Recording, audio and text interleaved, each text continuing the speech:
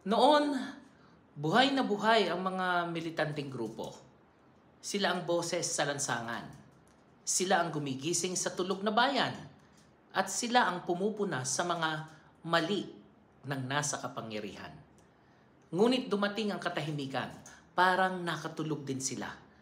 Ngunit ngayon, bumabalik, sumisigaw dahil napuno na.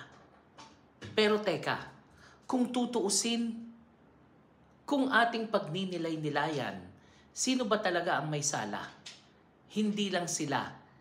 Hindi lang ang mga nasa pwesto. Tayo rin. Tayo ang mga bumoto. Tayo ang mga nagdesisyon kung sino ang iuupo. Tayo ang naniwala sa pangako kahit alam naman nating paulit-ulit lang. Kaya't eto tayo ngayon, nagbabayad ng consequences. Mahal na bigas, kulang na gamot sa ospital, edukasyong kinakapos, serbisyong kapuspalad habang silang mga nakaupo, nagsasaya, nananagana, nakasakay sa sakyang magara, nakabakasyon, ginagamit ang buwis na tayo ang nagbayad. Masakit man tanggapin pero kasalanan din natin ito. Kailan ba magiging matalinong botante ang Pilipino?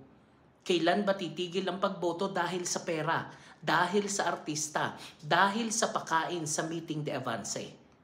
Kung hindi tayo matututo, paulit-ulit lang ang siglo. Tayo ang biktima, tayo rin ang tagapagpatuloy ng sakit na korupsyon.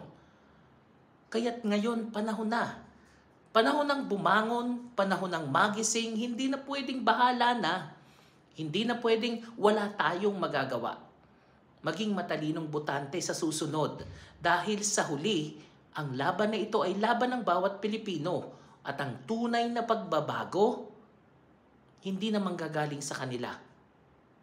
Magsisimula na ito sa atin.